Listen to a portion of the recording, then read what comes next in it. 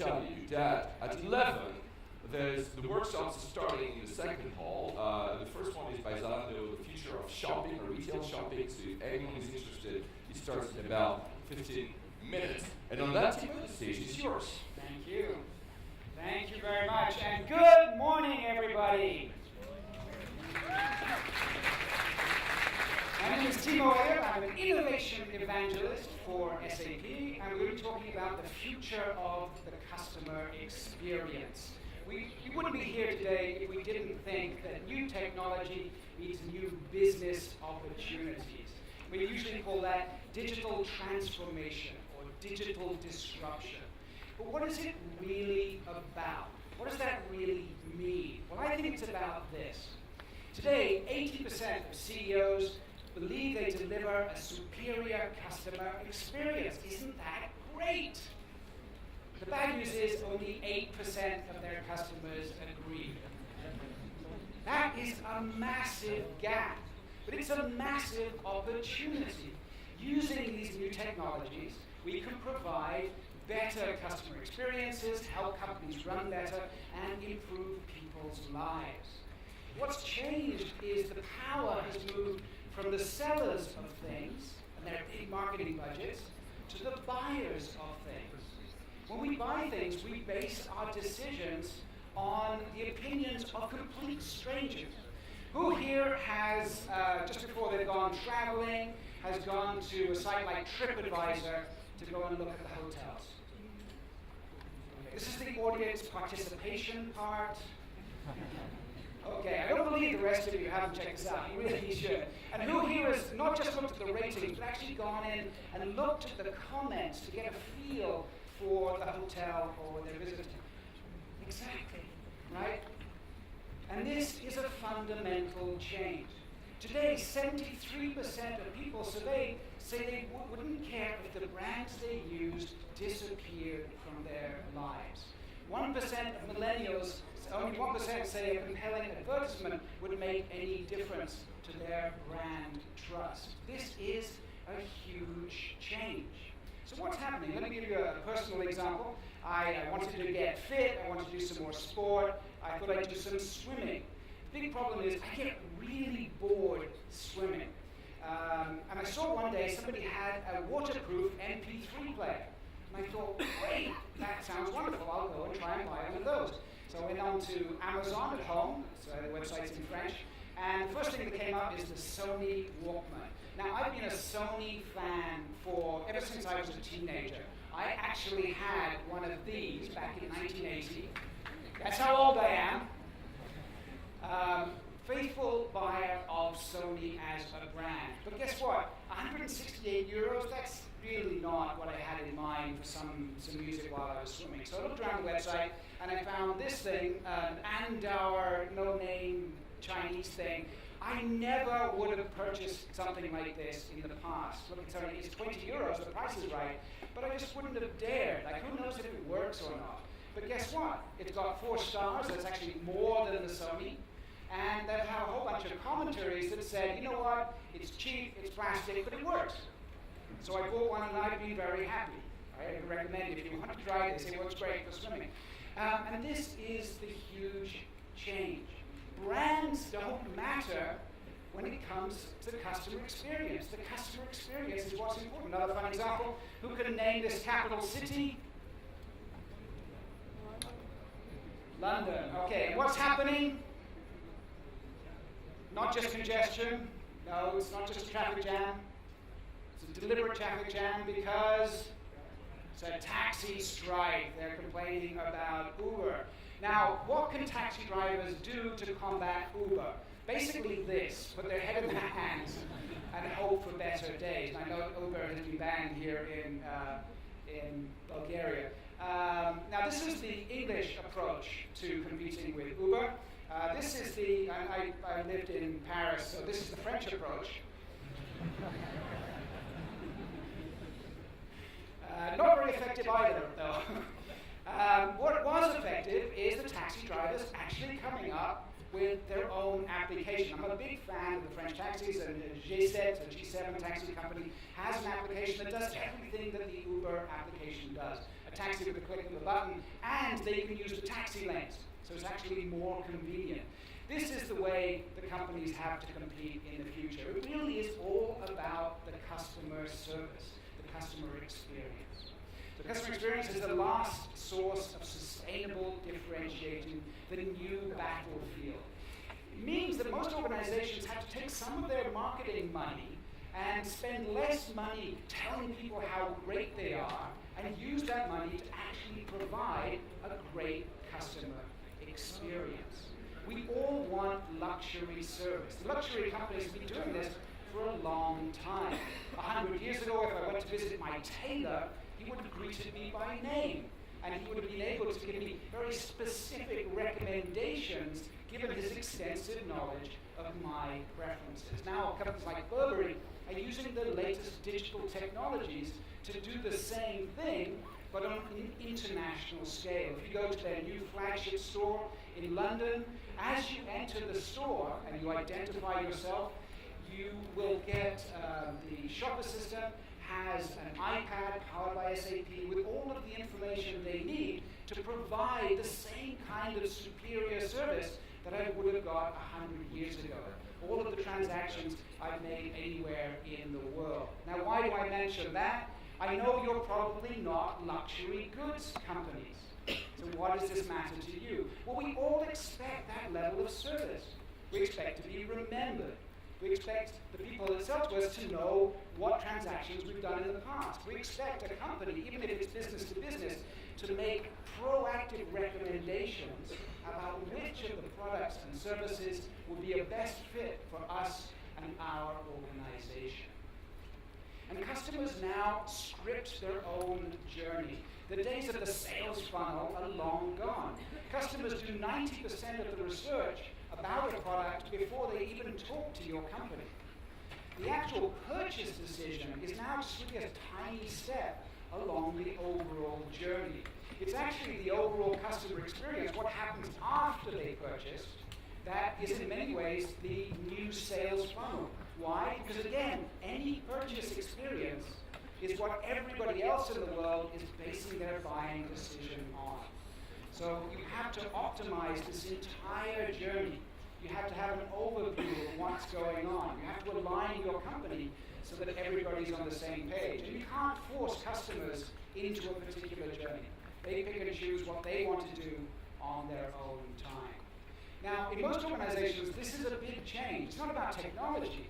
It's about the different silos in your organization that are typically in the way of actually providing an end-to-end experience. In most organizations, there's no even tracking whether your customers are actually having an optimized experience.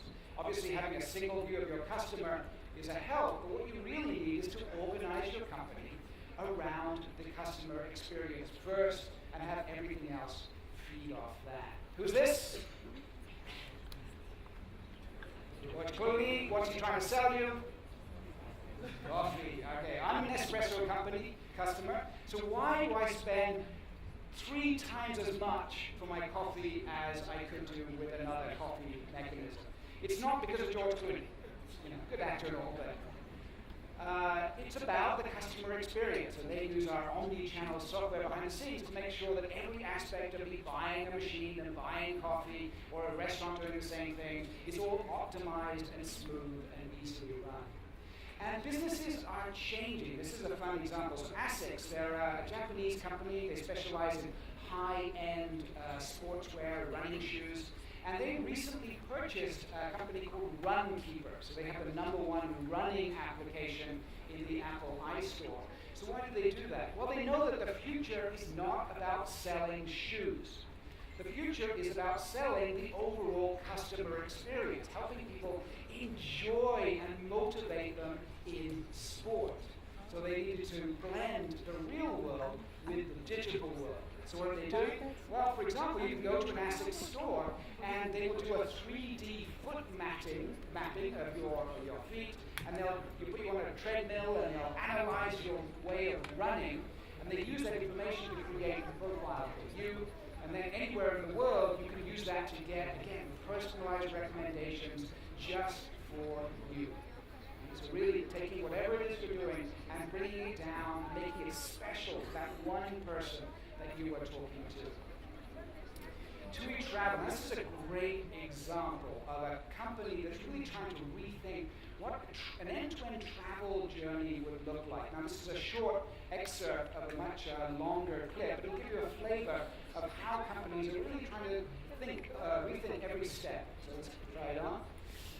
One single company combined the very latest and incredible cutting-edge technology with decades of first-hand experience on the ground, with your very own journal to sketch out ideas, to dream big and to explore. And if you need inspiration, this journal will recommend things for you, making personalised suggestions based on the browsing history of everyone going on holiday. There's one thing the internet doesn't have: a human face. Welcome to the world of TUI. And in our high street shops, this new booking experience lets you share your journal ideas, pay off balances, or just explore a little more. Yes.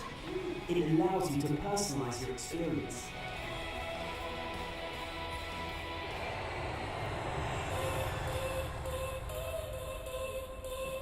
The new holiday lets you check into your hotel online, highlights the things you can do. It can help you keep an eye on the family, while sending pictures directly to your journal, while others are exploring the local history and culture. Now, the only things you have to carry with you are your shoes. TUI Travel is already providing the best service possible, but soon we'll have everything we need to do even more. The new holiday will know what you want before you do. It's redefining what unique and personalised service can be. A revolutionary all-in-one customer experience that only TUI Travel can provide. Anytime, anywhere, anywhere.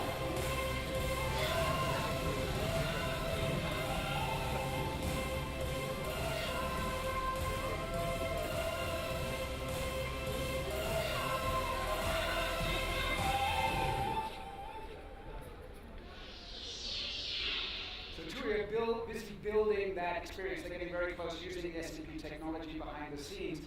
And again, whatever industry you're in, we can go through all of those steps to optimize the customer journey. So notice that they helped the customers choose the best option.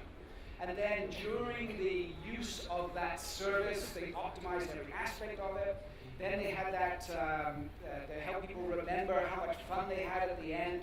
And then they came back with further suggestions based on the personalized profile that had been created throughout that process.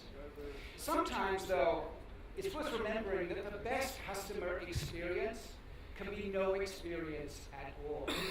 Sometimes what really makes the difference between choosing one product over another and another service is how the problems we manage to avoid. So here's a good example of an organization that tried very hard to avoid their consumers, in this case citizens, having a problem. This is Buenos Aires, capital of Argentina, in 2013. And that year, the relentless rain caused catastrophic flooding. Sadly, almost 100 people lost their lives, and there was millions of dollars worth of damage. And sadly, this was a regular occurrence in the city of 3 million people. So they have 9 underground rivers. So the city government decided that this was a great opportunity to use the latest digital technologies. They dumped their paper-based system and replaced it with a network of sensors throughout the water system. So at every point, they installed a sensor on the ground in the pipes that could track what was happening. So here's the sensor in action, and it would detect well in advance if there's any blockage to the water flow. They also gave mobile devices with extra sensors powered by SAP to all of the maintenance crews throughout the city, and that information was also beamed up to an SAP HANA cloud platform where it was all aggregated and provided back to the people who run the city in the form of proactive dashboards. So now, whenever there's a rainstorm, whenever the winter is coming, they have a real proactive view of what might be going wrong, and they can intervene long before the dangers of flooding actually start. And the system has been very successful. It also helps them figure out where they should invest in new infrastructure in the future. They've had torrential rains every year since then, perhaps thanks to global warming, but there's been no flooding because of this system. So again, fantastic customer service in this case is something not happening, avoiding the problem that otherwise would have happened. And new real-time technologies means that even if something does happen, you have time to intervene before it actually stops and ruins your customer experience. Now, at SAP, we're obviously a very big company, but we're working with a lot of startups to help them leverage these platforms to do new and interesting things. One of them is Early Sense. Now, they have some great technology. It's a disk that you use in hospitals, and you simply slip it under the hospital bed mattress, and there it automatically tracks the patient's vital signs, heart rate, respiration, sleep patterns, and so on. If anything's out of unusual, it uses predictive algorithms to do a proactive alert to the nurses, and they believe it's already saved hundreds of lives. They're now taking that technology into the consumer market. So you can now buy these sensors and slip them under your mattress at home.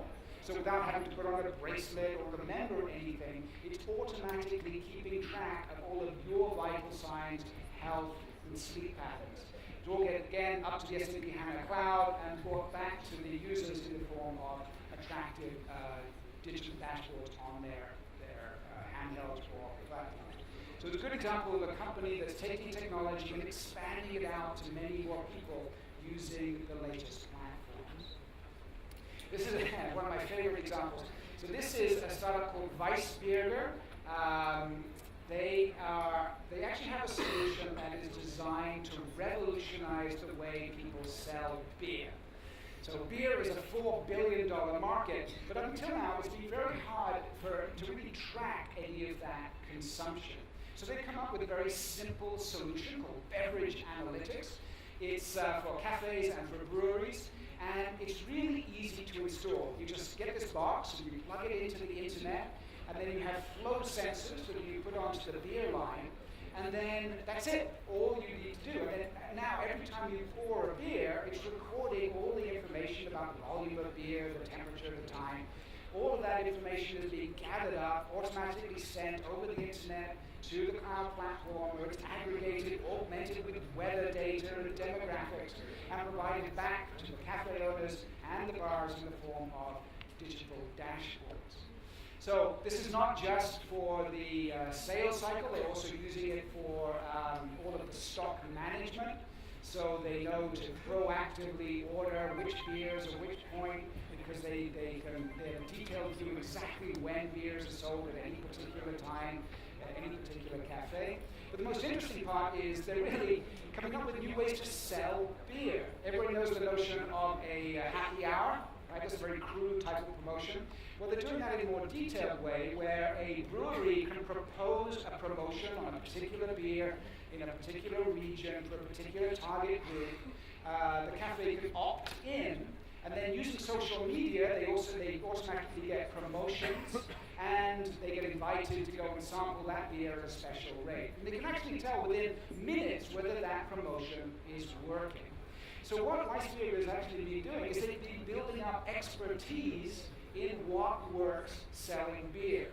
Across the network of bars and cafes, they know which beers and which types of clients work best. They can actually have a consulting role where they go in and advise cafe owners how they can run their business better. They also have the best URL. It's called alcoholanalytics.com. You want to check them out. And what I like about this, because they have all of the buzzwords. You know, they have the Internet of Things, they have cloud, they have analytics, but the solution itself literally takes 15 minutes to install. It just works. The new technologies are very simple to use. Okay, final startup. This is ShopUp.me. They're a Bulgarian startup. They're also using the SAP HANA platform, and they have a great solution that allows analytics and personalization inside stores. So if you're interested in that, go to see ShopUp.me. and you'll get more information about that. Also part of the SAP HANA Startup Program. We also work with huge companies like BMW on reimagining the vision of the car of the future. We'll hear from BMW just after lunch. So, to finish, the future is optimizing the customer experience. It's doing whatever you do today better using the latest technologies. We'd obviously love to help. 3 takeaways. Digital transformation fundamentally is about optimizing the customer experience. To do that, you have to analyze and optimize the end-to-end journey. And the new technologies allow not just optimizing that experience, but really fundamentally new ways of selling your products and services. And with 4 seconds to go, thank you very much for your time, and enjoy the rest of the conference.